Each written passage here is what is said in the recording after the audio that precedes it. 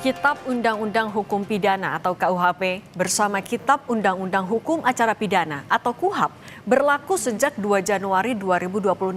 Kelompok masyarakat sipil khawatir KUHP dan KUHAP baru justru membatasi kritik dan demokrasi di Indonesia.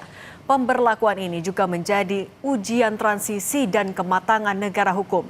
Dan inilah catatan Kompas TV, KUHP dan KUHAP baru harus jamin keberlangsungan demokrasi.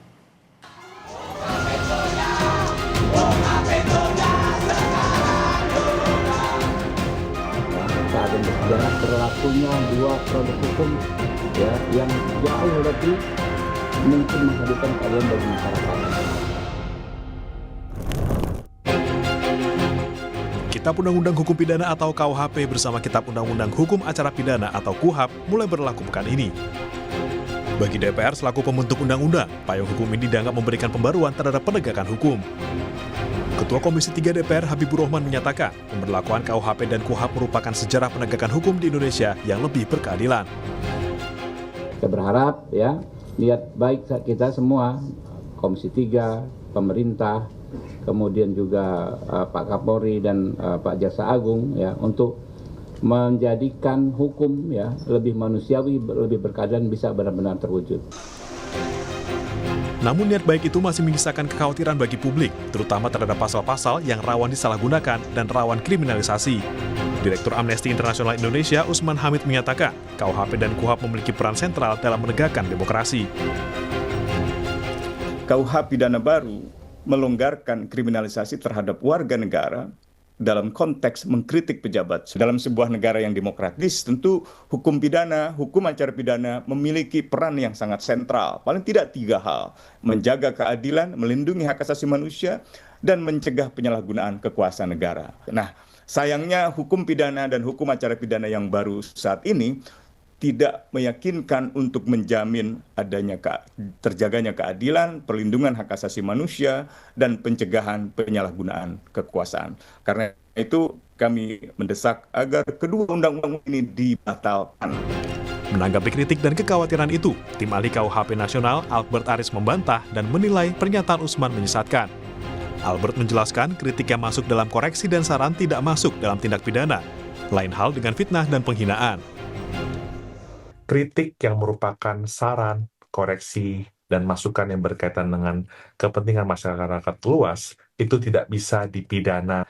Yang dapat dipidana adalah perbuatan yang bersifat menghina, menista, dan juga memfitnah. Tapi kabar baiknya yang perlu diketahui masyarakat luas adalah tidak akan ada proses hukum tanpa ada pengaduan yang resmi dari Presiden atau Wakil Presiden serta pimpinan lembaga terkait. Relawan atau pihak ketiga lainnya tidak lagi bisa membuat laporan kepada pihak yang berwajib dengan mengatasnamakan kepentingan Presiden atau Wakil Presiden.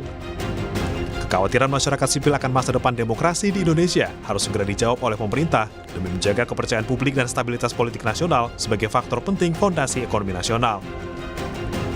Tim Liputan Kompas TV. Momentum pemberlakuan Kitab Undang-Undang Hukum Pidana (KUHP) dan Kitab Undang-Undang Hukum Acara Pidana atau KUHAP baru pada 2 Januari lalu harus menjadi ruang interaksi solutif dan setara antara pemerintah dan kelompok masyarakat sipil. Prinsip menjaga Indonesia sebagai negara demokrasi harus ada, khususnya di sisi pemerintah, demi menjaga hak asasi publik dalam mewujudkan kesejahteraan masyarakat dan kemajuan negara sesuai mandat konstitusi. Pro kontra soal perluasan kewenangan penyidik, baik polisi maupun jaksa di KUHAP baru, padahal instrumen pengawasan terhadap institusi kejaksaan dan kepolisian masih dinilai lemah, harus menjadi perhatian bersama, utamanya soal pengawasan.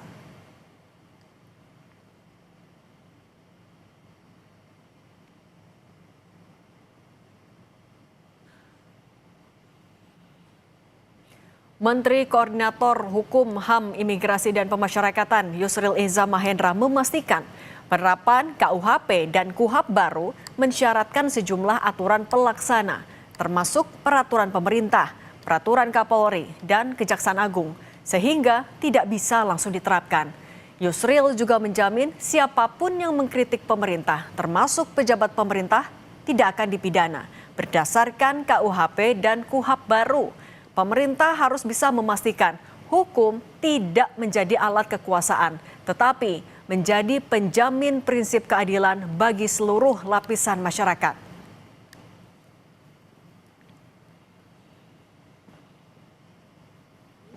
Ini di depan ada Teror dan ancaman yang dialami sejumlah aktivis karena mengkritisi sejumlah kebijakan pemerintah di berbagai sektor harus segera direspon pemerintah. Aparat penegak hukum harus mengusut secara profesional agar tidak ada tempat bagi siapapun yang menggunakan kekerasan di atas tatanan hukum negara.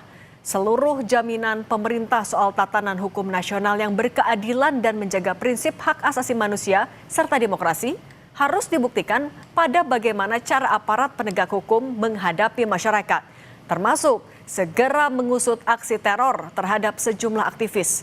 Komponen masyarakat, baik individu maupun berkelompok, diberi keleluasaan untuk berpartisipasi dalam memajukan negeri, termasuk kritikan yang konstruktif dan solutif.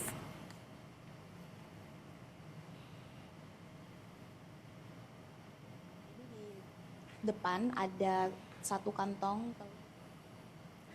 Terkait sejumlah pasal di KUHP dan KUHAP baru yang dianggap mengancam kebebasan berpendapat, menerobos hak asasi manusia, dan menggerus kualitas demokrasi, pintu judicial review di Mahkamah Konstitusi harus bisa jadi solusi. Ruang diskusi publik harus dijamin aman dan tidak boleh ada tindakan intimidatif dan represif di tengah dialektika yang sedang berlangsung. Semua pihak harus bisa mengedepankan harmoni dalam perjalanan bangsa dan negara. Laku keadilan berdasarkan prinsip dasar kemanusiaan harus diutamakan ketimbang penggunaan kekuasaan dan kekuatan.